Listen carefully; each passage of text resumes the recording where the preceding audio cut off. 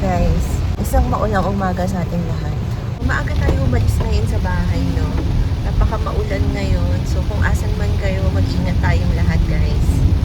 For today, samahan nyo ako ngayon na kunin natin yung plaka natin sa Makati.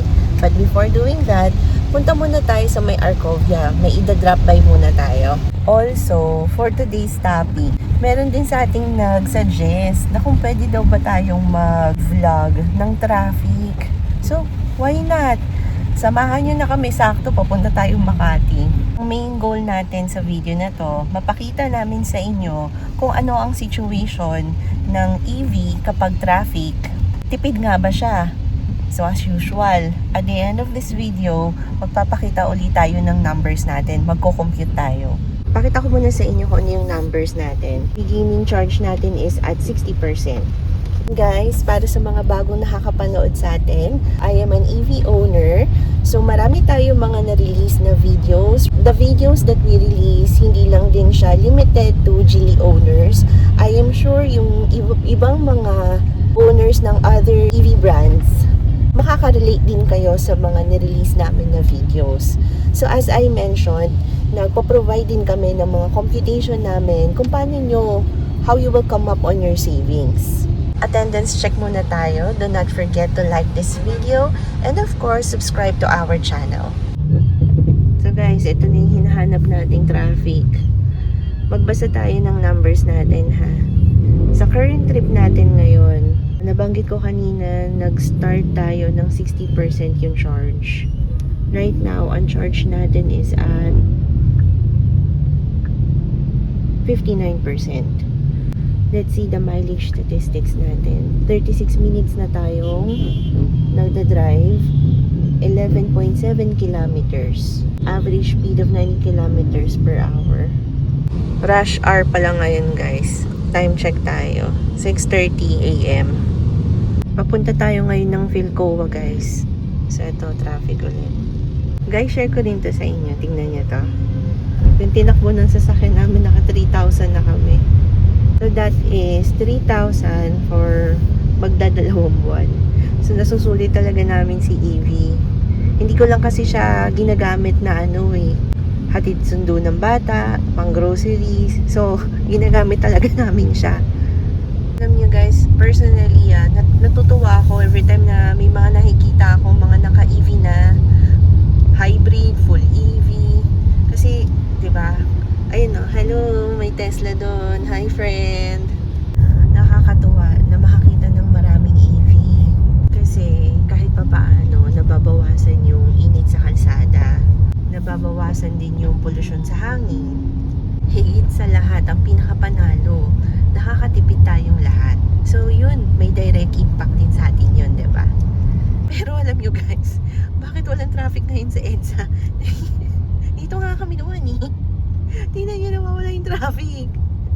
Goal ko talaga ngayon ay ma-traffic. Tapos walang traffic. Nandito na kami sa Cubao. Santolan, Cubao tayo guys. Bumabagal lang pero hindi ganun ka-traffic. Ito guys, another EV. Hi, Jayco. Ano? Jayco? Jayco. Sabi mo kasi Jayco. Jayco. Donut. Sorry. Jayco. Jayco. Guys, BYD. Alam mo, pinakamaraming nakita ko ngayong umaga BYD. Maraming BYD. Ortigas flyover na tayo guys. BYD uli yun.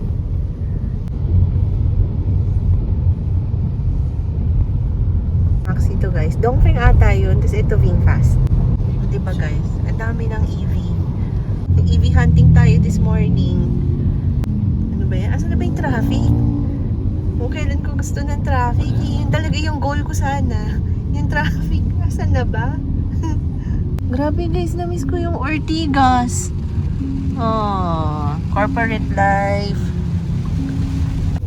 Guys, so ngayon nasa Ortigas na tayo. Kita nyo nasa 56%, 4% yung nawala sa atin.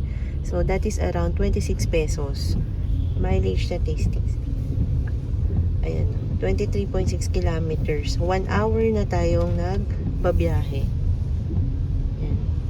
So guys, ano ibig sabihin nun? 26 pesos, 4 kami. Tagsi 6 tayo. 6 pesos kami, bawat isang tao. from Quezon City to Ortigas. Diba? Ang tipid niya. So, ibig mo bang sabihin, tama ba ako, na parang ang konsumo natin, parang nakamotor tayo? Tama. Okay. Halos parehas. Halos parehas. So, nakasasakyan ka na, naka-aircon ka pa. Di ba guys? Even na. Apat pa kami. So, ang tipid niya talaga. Guys, ang binabanggit ko, yung sa konsumo lang Pero syempre, mas mabilis pa rin sa motor kasi nakakapagsingit-singit sila, di ba?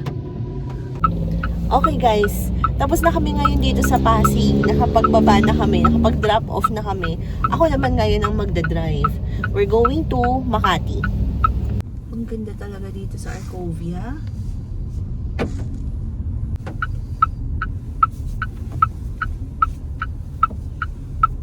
Dito tayo ngayon guys sa C5. I-U-turn tayo sa Makati. Nakikita niyo dun sa may kabila. Ayun na yung traffic. Guys, are you moving fast taxi? Ganda, no? Ngayon ko lang nakita ng ganyan. Okay guys, eto na po yun. This is the traffic. Welcome to C5. Tingnan nga muna natin kung anong battery natin. 54%. Guys, may tropa tayo. Si BYD. Being fast. Ha! Good morning. Good morrow. Hinanap natin yung traffic. Nasaan? C5 pa rin tayo guys. Traffic talaga. Guys, traffic. Walang galawan.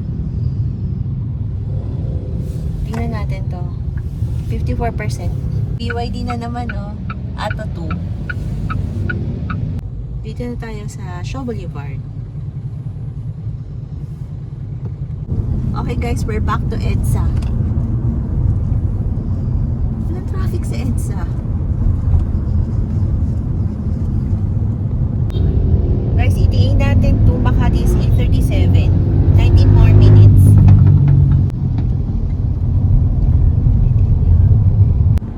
No traffic here in EDSA on a Thursday morning. Binabawi ko na. Traffic pala. Hanggang Hilpuyat Station. Traffic na. Ito na oh.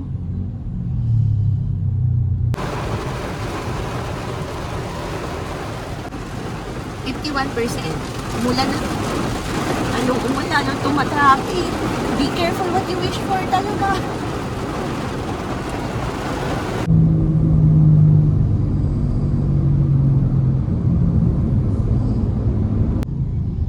Dito na tayo ngayon. Park lang tayo guys. Okay guys, so ang ending battery percentage natin 50%. Driving duration, 2 hours, 48 minutes, 38.2 kilometers. Kunin na muna natin yung plate number natin. Let's go. Let's go. Guys, here it is. Ito na yung plate number natin. Okay guys, kain muna tayo. Nandito kami ngayon sa Ersao. Cheers! Okay guys, nakabalik na kami ngayon dito sa kotse and we're on our way to Marikina. Okay, so pag-usapan natin, ito na yung exciting part guys, the computation. Babalikan ko lang ng konti yung kanina na numbers na pinakita ko. So yung numbers na yon is from Quezon City to Ortigas, the one with the 26 pesos. So as we were saying kanina, 4% yung na-consume natin. And then, imumultiply natin yun sa battery capacity ni Geely na 39.4%. 39.4. So, 4% multiply to 39.4. Therefore, the result is 1.57 kilowatt hour. Si 1.57 kilowatt hour, imultiply natin siya sa 15.5 pesos. That's the Meralco unit rate. Multiply to 1.08. 1.08 is the charging efficiency. So, konting step back lang. Si 1.08 or si 8%, nakuha namin yon nung kinuha namin yung variance when we do the manual computation versus sa result ng submitter. So, pag nag-compute kayo, isama nyo lagi si 8%. Okay? So, 1.57 multiply to 15.5 pesos multiply to 1.08 charging rate charging efficiency equals 26 pesos. So, nabanggit ko din kanina, no? So, ano lang, no? Ibig sabihin, kung 26 pesos divided by 4 kasi apat kami. Di ang result noon, tigsi 6.5 pesos lang, 'di ba, per person. So, guys, 'di ba? Imagine niyo na lang, magsimula kayo ng Quezon City all the way to Ortigas. 6 pesos lang yung gagastusin, yung ginastos per tao.